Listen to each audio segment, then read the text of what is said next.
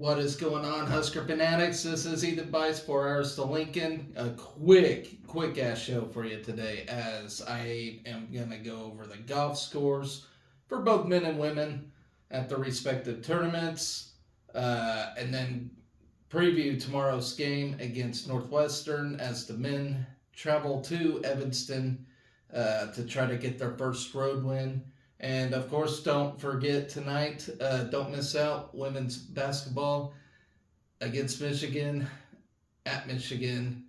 Gonna be a tough one, but they fully need your support as they're still in contention for NCAA tournament scenarios, but they gotta win out, I think.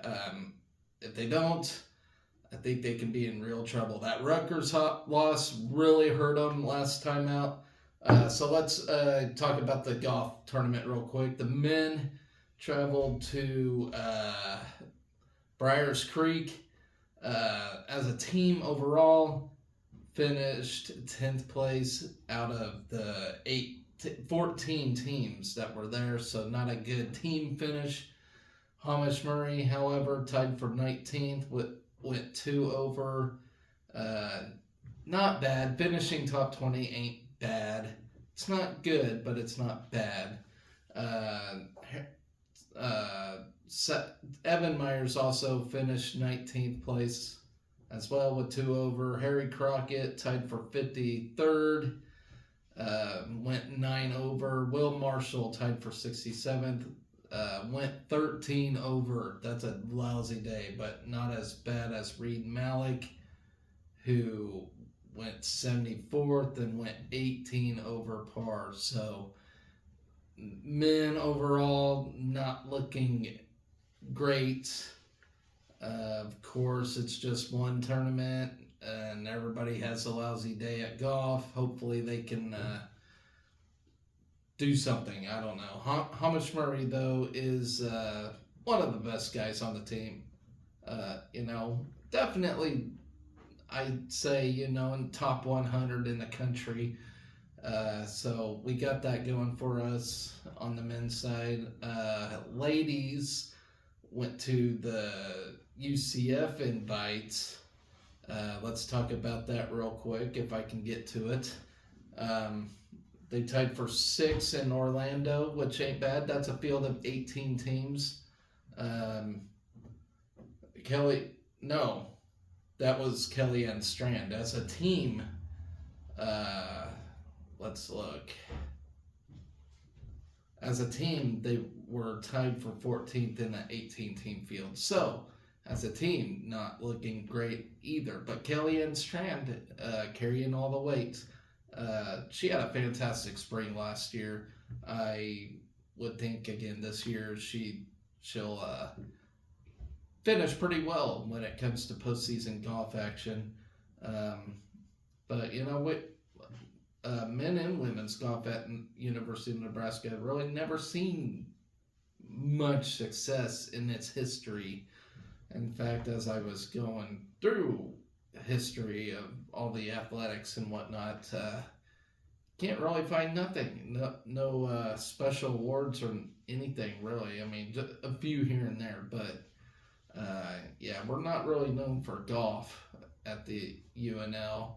But with all these hires Trev Albert's been making, maybe he's got something set in place for golf. I don't know, but that's how it went.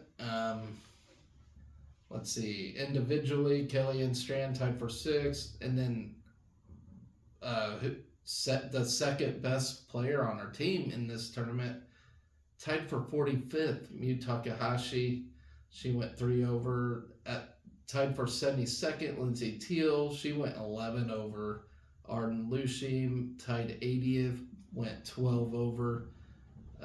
Also tied 80th, the Sydney Hars. She competed as an individual outside of Nebraska. Don't ask me why. That's just how sometimes I do it. But she went 12 over. And tied for 84th, Andre Valles went 13 over. So not a good week for golf on both ends. But I will say Kelly and Strand carried most of the golf weight between men and women. So good job for her. Top 10 finish. Can't really complain about that. So we got that going for us. Of course, I mentioned we got the ladies basketball game tonight against Michigan. Important one. Needs to win. We won game 1. Can we win game 2 on the road? That is to be remained seen. Of course, that Rutgers loss, man, that is a bad loss. I'm sorry, but it just does not look good, especially if you're looking at eye tests and whatnot. It just don't look good for the ladies at that point. But there's still some basketball to be played, and still a chance to turn it around. That's the beauty in it. So let's see if we can string together a run here, just like the men. And speaking of men, let's talk about the game tomorrow against Northwestern. This could be a bounce back game. We're always good at bounce back games. It seems like whenever we come off with a loss, we always answer back beautifully. So,